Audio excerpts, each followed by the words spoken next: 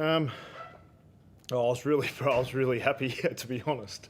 I was happy for the players. I was happy for the staff, and we knew last week we played against an opposition who were crippled by injury, and we were able to do what was required to play well. And we knew that it would be a different challenge against a St Kilda side that we haven't beaten for a long time, and their heat around the ball and their pressure, we were able to withstand it, and I think. There was a lot of moments that were very similar to other moments across the season. They kicked 2 goals really quickly in the third quarter.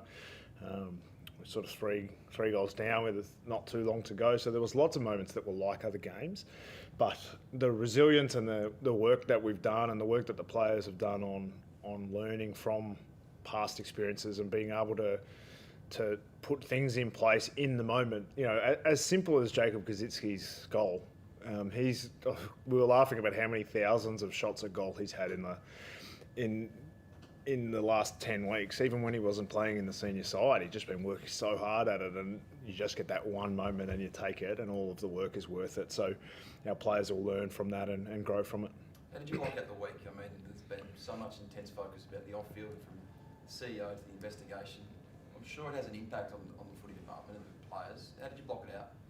Yeah, I mean, the club as a whole has had a big 3 weeks, in the media for a lot of non-football related topics, and as a playing group, coaching staff, football department, we know that we are the ones who put the brown and gold jumper on. We're the face of the club, face of 80,000 people, 100 staff, as well as the players and your own families and all those things, and being able to make the 80,000 proud of what they see.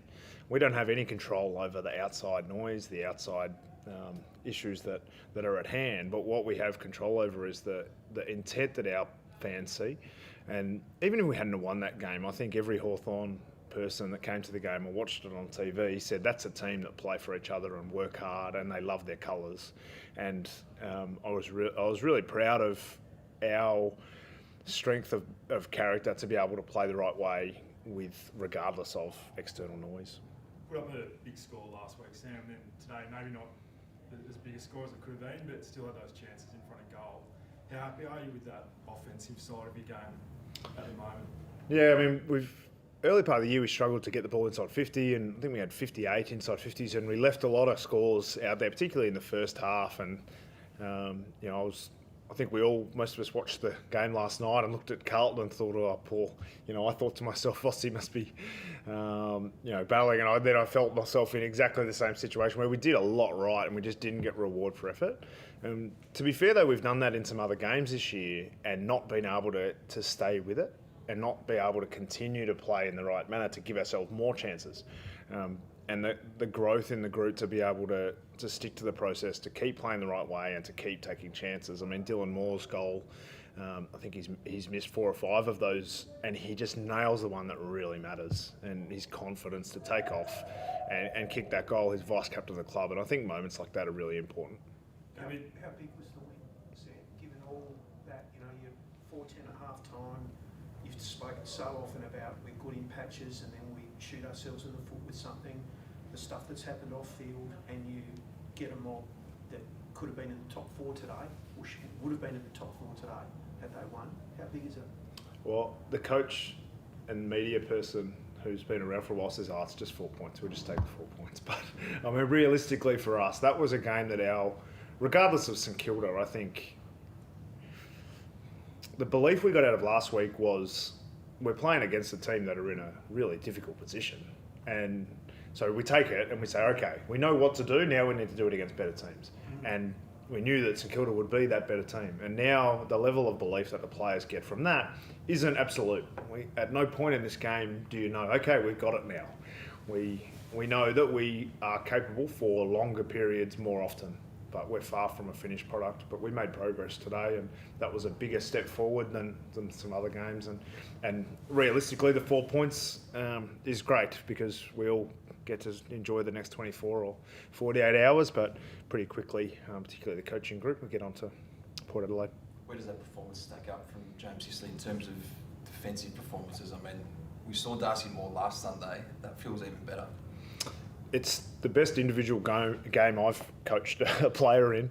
I think he had 42 possessions, 21 intercept possessions, eight intercept marks. Believe it or not, I actually dragged him at one stage in the game because he just has lost his way a little bit. And I think the growth of him as a leader is that exact thing, that it didn't go perfectly. He had some moments that he would he coughed up a goal and he had a couple of iffy decisions with the ball, but then straight away he goes after it again and he played exactly the right way for 95% of that game. And I think it was as good a game as I've seen from an individual player. I think that every time we looked like we were breached and they were going to score, if Sicily was in the area, we were okay. Just in terms of leadership though, it's been a huge week again for this club, for your captain to do that this week. How significant is that? I think, from a leadership point of view, none of the players that are in our formal leadership program have been in a leadership group ever before. So going into the year, we tried to view that this is a strength. These are players who have got no history, they've got no formal roles behind them, so we can create whatever we want to create. And I think what he's been able to do with bringing that group together, and I think Luke Breust and Dylan Moore as vice captains have supported him in an enormous way. But I'd also say Sam Frost, who does a lot of the organisation behind the scenes with that group.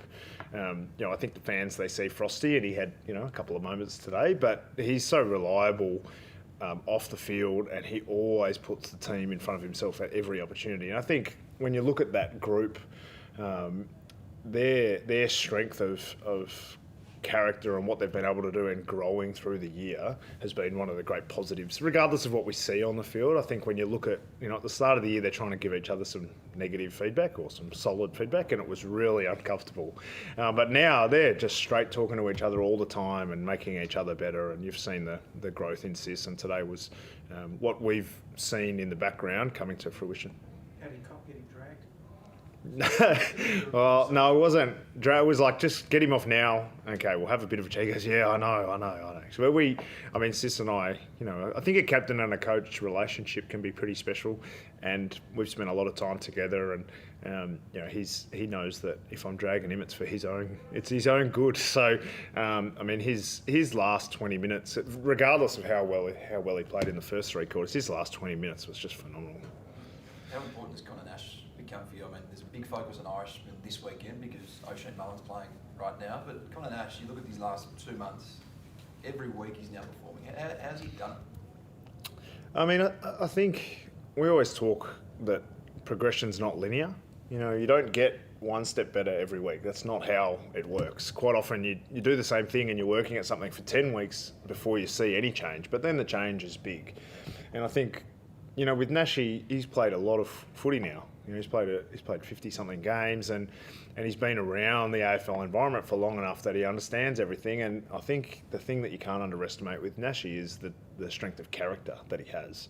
He was captain of everything that he had. Every single team that he ever played in Ireland, he was the captain of. And now he's come over to a completely foreign game. He's really proud of his heritage, but he's a guy that we know we can rely on, and we always have. He probably got games in the past because we knew we could rely on him to get his job done. He was never going to be the best player on the ground, but he would get his job done. And that sometimes you need those players, but he's become much more than that. But it's not by chance or by luck. It's by the work ethic and the desire that he's had to work on so many different aspects of his game. And a bit like Jacob Kosicki with his goal kicking over 10 weeks, he's been doing it over probably 6 or 7 years now. Just a word on that old bloke in the number 22 who's looking like exactly the way he was playing 10 years ago when you were winning flags. Just he did it again today, and he's won off 500 goals. Is he? Yeah. 1 off 500. Did he miss any today? Yeah. I might be glad about that, so I actually will recognise it as a pretty special effort. Luke Breust, the thing about him is he turned up to the club. He was scared of everything. He wore a mouthguard in a time trial, and then now he's this player that's just so tough, and his leadership. It's unbelievable that he'd never been in a leadership group before. But what he does, he spends the most time of all of our players, certainly of the last 5 or 6 years, spending time with other players, making them better. So if you watch Tyler Brockman and Sam Butler, I think every time they kick a goal or do something good, I think Luke Breust is the happiest person on the field because he takes them for hours and hours and hours of work, and he's a fantastic person to have around our organisation. He's the last premiership player that we have, and I think he's enormously celebrated within the four walls of our organisation. Any injuries? No, I don't think so. No. Thanks, guys.